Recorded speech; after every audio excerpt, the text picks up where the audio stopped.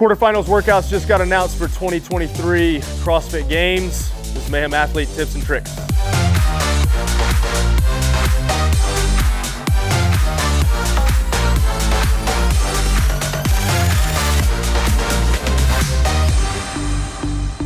All right, quarterfinals workouts are announced. Here they are. If you can read my, if you can't read my writing, then check out the website games.crossfit.com. Make sure you're doing that for all the standards, all the videos, making sure you're hitting everything correctly. We've just kind of sketched up a quick little talk through of each thing. I'm going to speak to the semifinalists, the athletes that are going to for sure make it or right on the edge of making it, quarterfinals to semifinals. This is the way I would attack it. This is the way a lot of the athletes, Guy, Roman, Tyler, Bailey, Paige, all of them were recommending that they attack it. They have complete autonomy on how they want to do it, but this is how we recommend to do it. Tonight, the workouts just got announced. It's going to be kind of a condensed schedule here. We got a bunch of moving parts. This workout, 1 and 5 are a pain in the butt in the way that you have to be between two stationary objects, essentially. So think about that on setup. That's why we're doing this. We've got one workout for most athletes tonight. We're going to do event 1 or workout 1, whatever you want to call it, tonight. And then for some of those that don't have crossovers or are a little bit less comfortable with crossovers, we'll add a little crossover practice tonight. Shouldn't affect you too much. Event 1 tonight, 2 and 4 tomorrow. We do a ton of GHDs in row, so this is one we think that if we have to, if somebody wants to, they could redo it on Saturday. But start out in the morning with event 2. Not going to affect you that much. I don't think there's a ton of transition here. So the dumbbell snatch and overhead walking lunge aren't going to affect event 4 that much. Event 4, row, probably going to get through 2 rounds and back to the third row, third 1,000. So Mayhem, we're known for a lot of GHDs, so this should not affect people that much to where if they want to redo it on Saturday afternoon, they can. Event 3 on Saturday morning or anytime Saturday before 2, I guess. You don't even have to be morning. This one, you'll probably want to be relatively fresh. I don't foresee these really, the accumulation of volume adding up to affect you too bad if you get a good night's rest and good sleep. Whereas if you try to do this one maybe tomorrow, it's going to muddle things up a little bit. So we're saying Saturday here. If you really want to, don't recommend it. You could do 5 Saturday afternoon. No point really. You got all day Saturday or Sunday to do it, or before 2 or noon or whatever the time is to do that. So that would be Sunday. If you really, really wanted to, you could redo 4. I feel like that might change. We'll see. Not sure what the V-ups are going to do. We don't do a ton of V-ups, but I foresee if you do Mayhem Athlete that you'll be just fine after doing this workout from a compounding volume perspective. Did I miss anything? No, that's good. We're going to lay out one more option. If you're watching this, if you haven't already done it, you may not have time, but if this, you're not sure if you're going to qualify for semifinals, you're kind of doing this in strengths, not your strongest point, this is the heaviest one, and you could start with this one to be totally fresh for this, go as fast as possible for these clean and jerks. This is the heaviest part relative to the lift. You hit this like right now, rest 2-3 hours, hit this later tonight, and that'd be done with Thursday. Then you have to do this Friday before 2. You could wait till later in the day, noon or 1 even, to give yourself the most time. Get that done. So you have 3 workouts done, and then you really have freedom the rest of the day Friday to either rest or go this Saturday morning, which I would recommend that point, and this on Sunday. So these points are similar as what Rich said for this semifinal. You can still follow this. It's simple. It really depends on if you're like, man, this is going to eat me up and I really want to be fresh. That's the only reason I recommend that first for you guys. Otherwise, I'm going to point to this one for everyone because logistically, and then 2, you're still going to be somewhat fresh, I think, on Saturday for this. If you go with this on Saturday, you'll be okay. Workout 1? Workout 1. Speaking, semifinal athletes. And games athletes. There's not a ton of strategy here. Let's just go. Really no reason to break anything up. 9 front squats. The handstand walks, obviously, you're going to have to break up because you're turning around at 25 feet. But 9 reps, hang on. 15 reps, hang on. 15 muscle ups because, I mean, for most people, the hang is what's going to get you here. You're going to have some shoulder fatigue, so that's the one piece you might break up, and then I really don't know about chest chest to wall handstand push-ups well because I don't do them. So we'll see how those go. You might want to practice those a little bit. But interesting little twist there in the middle, if that's what you want to call it, interesting. But pretty straightforward, and kind of just hammer through it. You know, there's no hang on for 21 front squats because you're done. You will, I feel like the front squats might affect your shoulders a little bit more than you want it to, so be ready for that. But like I said, it needs to be relatively close to unbroken, and if you do break, quick breaks. This is the only one that I really have questions about on what that will do, just because me personally, I don't do them. I'll talk as if it was somewhat me. I would just like 95th percentile, so I'll qualify, but zero chance I'll make semifinals. Or if like this is per workout, like your week workout, like this is the dependent one, like it'll be my worst one, but I gotta do just good enough. So front squats, even for just quarterfinal athlete that's like not gonna make it, I think you can still go unbroken here, hopefully. If not, then you're gonna break up the front squats, hopefully no more than 2 sets, even if you gotta rest a little bit more if you pick it up. But yeah, I'm going unbroken here. I'm not that strong on front squat. Handstand walks, you're quick it, come down, shake it out, and back as fast as possible. Somewhat of breath before this, so you try to go 15 unbroken, or if you gotta go 8-7, that's okay. This is gonna be the breaking point and like the crux, the biggest part of the workout for us more average people here and here. So here, I mean, if you gotta go 6-5-4 is probably a popular strategy, or would that be 4-4-4-3? That's probably strategies come up with in mind because you're not going unbroken unless you're great here or going 2 sets. Here, grunt these out. Don't drop that barbell. Be really tough here. You can shake it out before you get to these.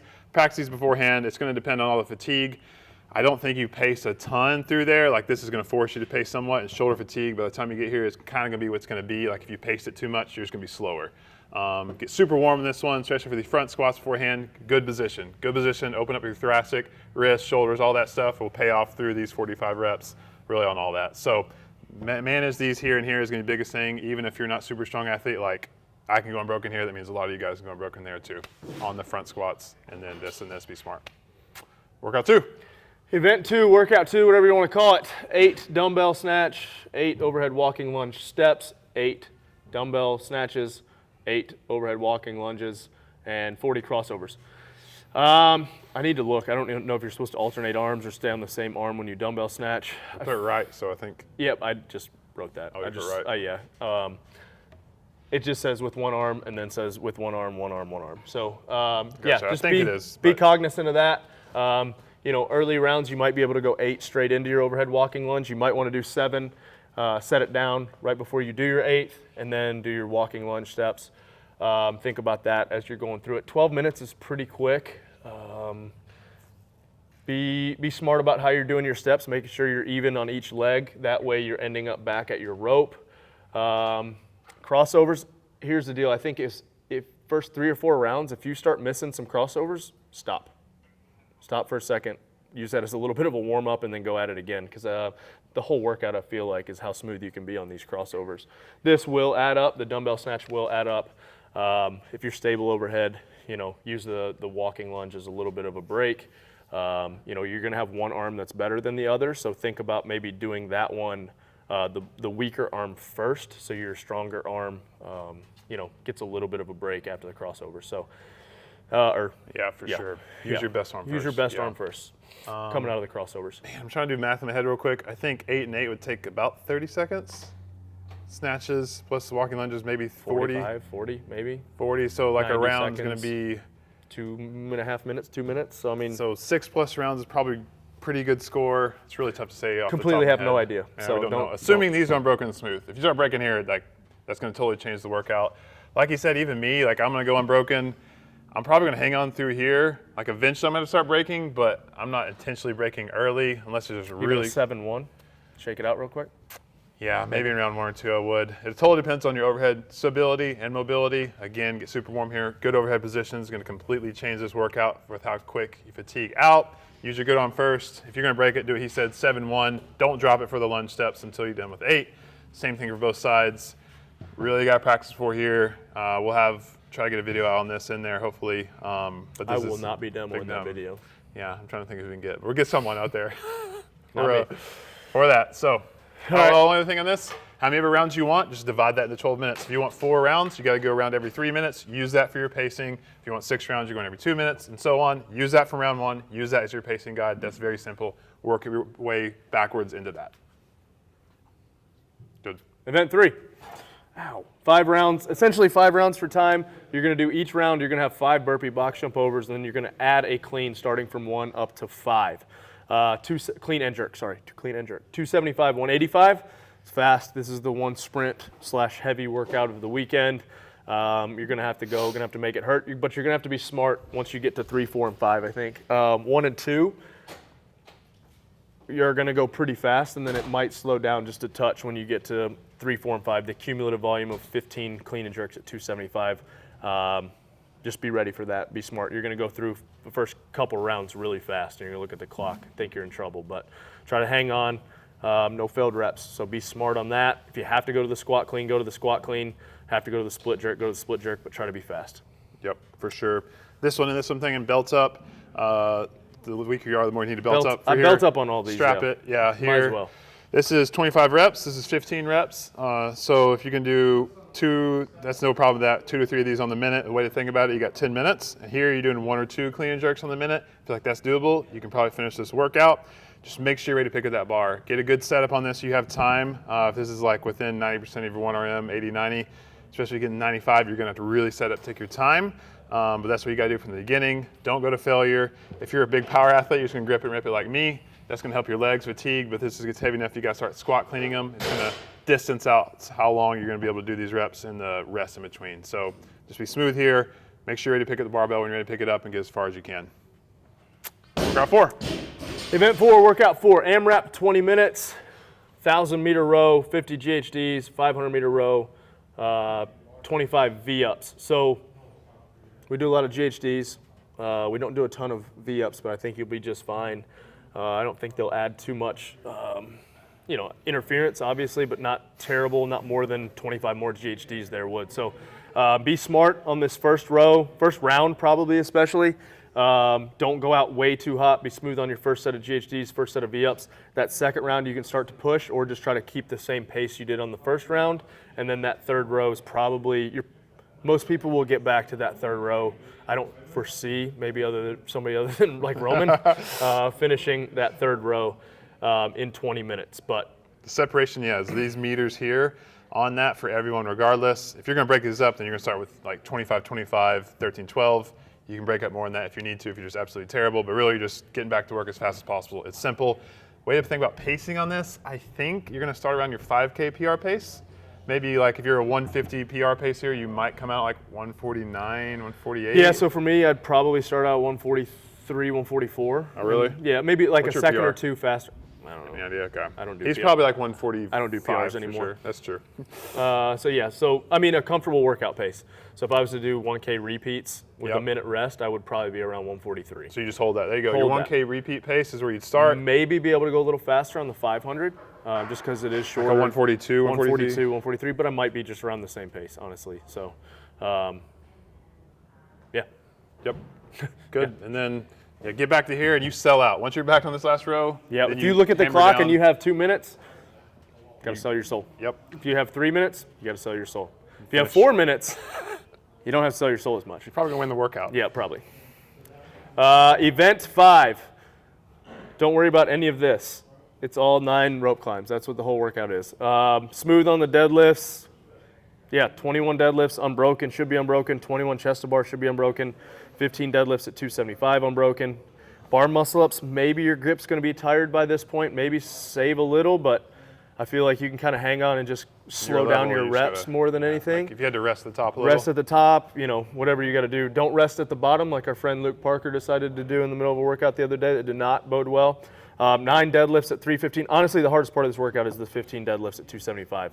Yeah, and the muscle ups, you're right here in the middle, kind of like this one. The middle set is going to be your worst. And then you just got to be able to grind on those rope climbs. Down and up. Yeah, y'all's level, even my level, you're probably able to go unbroken here. Maybe you go 8-7. If you're really bad deadlifts, like 2 sets, 2 sets, 2 sets, but try to minimize breaks on the deadlifts. It is easy to pick right back up. Chest to bar, if you know these are gonna completely destroy you, that's fine here. Go like 11-10 or 12-8. 12-9. I was about to say that's 20. Bar muscle ups, if you're like no chance, and let's start up with 5-5-5 is a good strategy. You can come down quick, get back up. As long as you're minimizing the rest, that's the biggest thing there. Here, it's just keep getting back up. Be tough. On rope climbs, you can always keep pulling up, getting back up as much as you can. You could fail a rope climb, but I don't think you're going to. It's just being mentally tough through these. Use a big jump here. Big jump. Feet get them high. Then you get up and minimize the pulls, and then you'll finish on that time cap and be good. All right, that's it. Get it. Quarterfinals 2023. See it. That's it. What up, Mayhem Athletes, and welcome to quarterfinals. I am so excited. Let's talk about test 1 and our front squat. So first and foremost, to save time and energy, I recommend that you guys squat clean the first repetition of each set that you guys have. That's just gonna save some of our time, save some of our energy by using efficiency.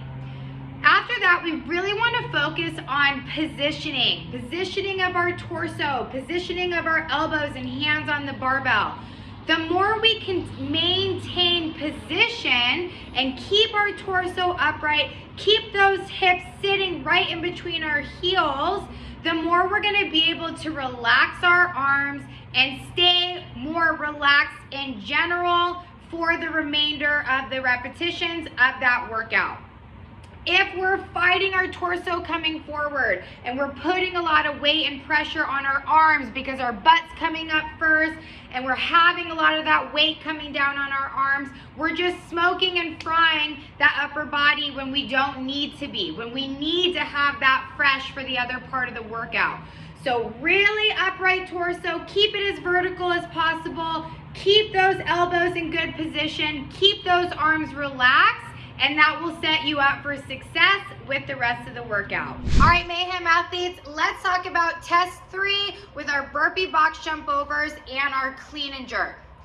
The biggest piece of advice that I have for you on this workout is to trust that you can still lift heavy weight even when you're breathing hard. And I know that sounds silly, but there's something that happens to us whenever we start breathing hard, whenever our heart rate goes up, we don't trust that we can lift heavy weight. Rely on your technique. Rely on your speed. This is going to be about who can be as efficient as possible in their clean and jerk technique. This is not a workout where you can get away with swinging the bar away from your body, or you can get away with slow elbows, or not being really deliberate with your overhead position. So make sure that you're focusing in on your points of performance for the clean and jerk. When I get tired in a workout and I have to perform a heavy clean and jerk, the things that I remember, number 1 is keeping the bar close to my body. That's gonna allow for speed, that's gonna allow for efficiency, okay? Number 2, I really focus on getting my elbows around the same time my feet hit the ground. So being really deliberate with my elbows, not allowing myself to get lazy.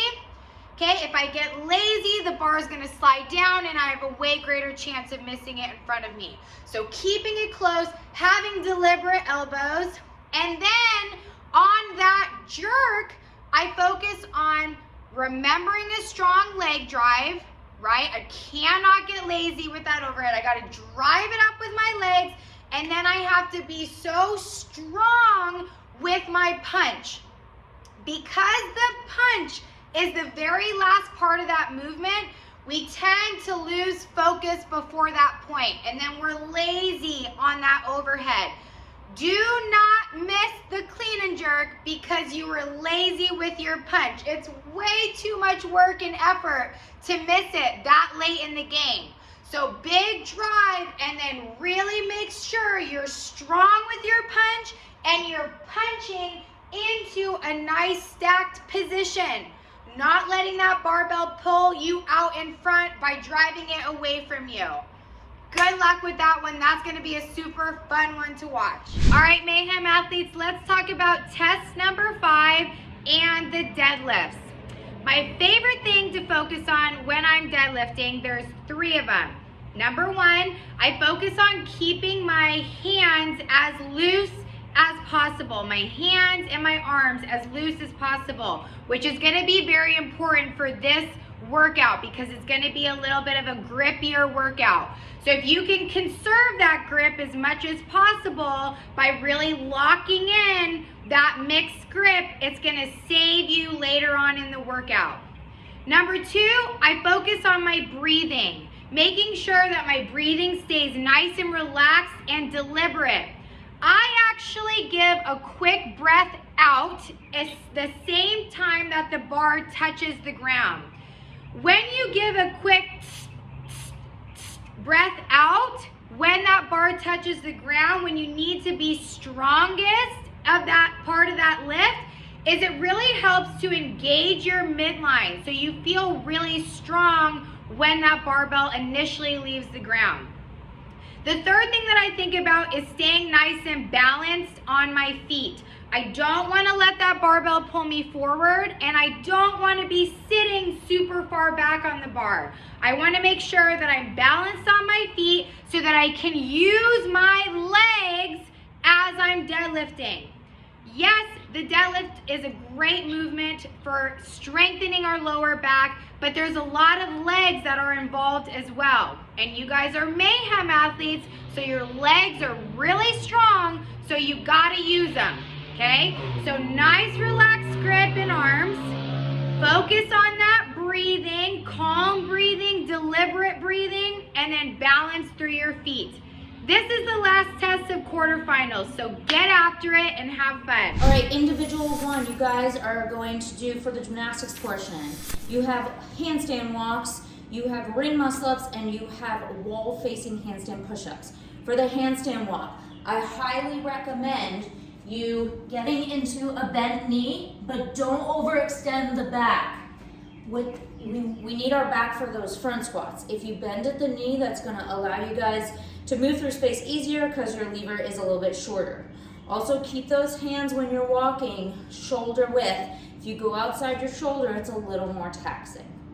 For the ring muscle-ups, I know you're very proficient, but I want you to remember the less swing that the straps have, the easier this will be. So every rep, when you're at the top, I want when you come down to tug straight down on the ring strap, and I want you to pull your belly button down to the ground in that arch to create that tight, long tension that'll help you snap right into that front swing in order to create your core working more efficiently for each rep.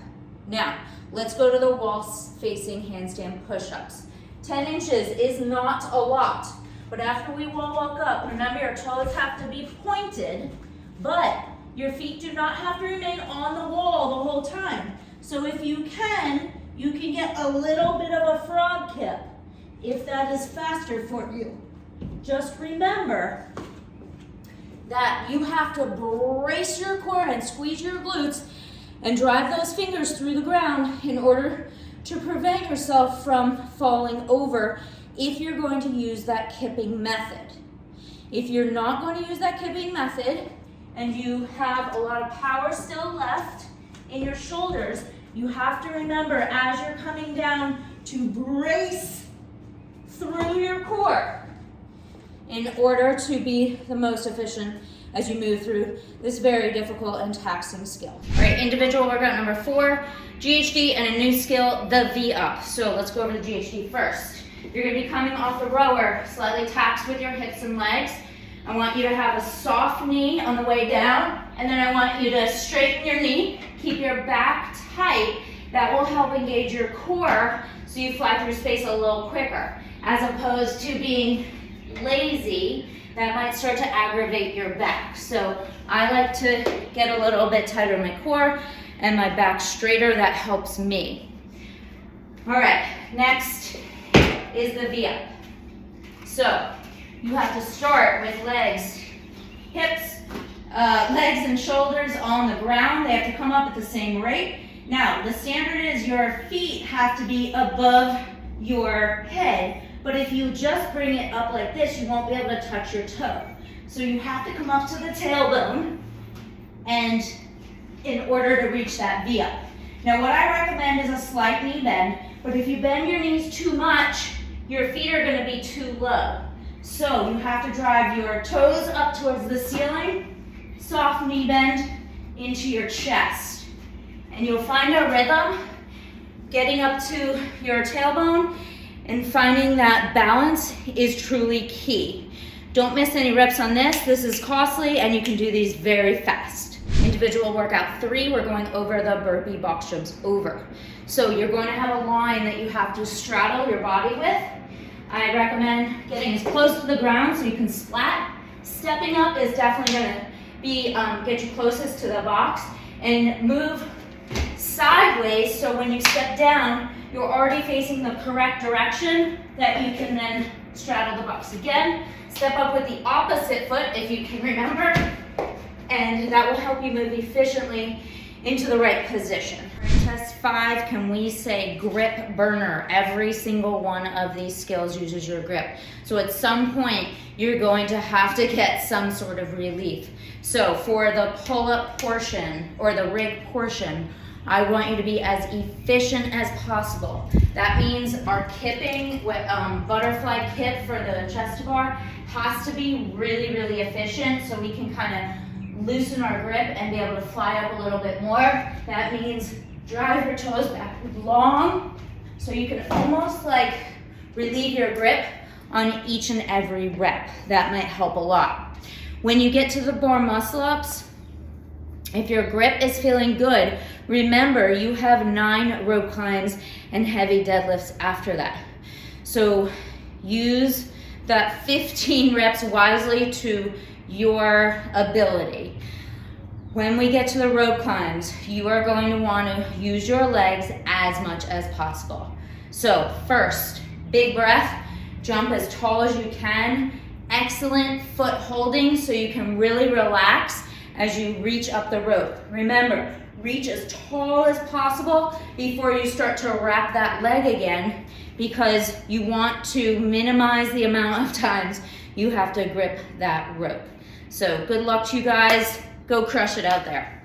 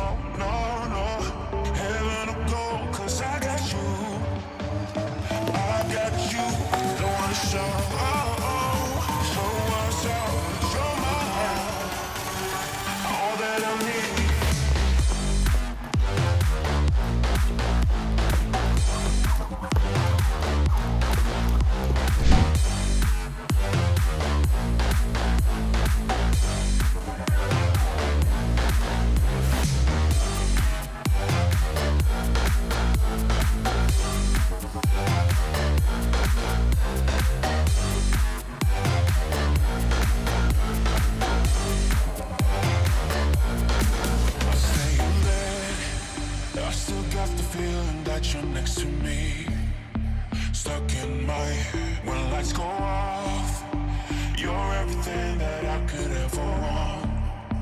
Your touch so soft. Not looking for no heaven to go, 'cause I got you. Don't wanna show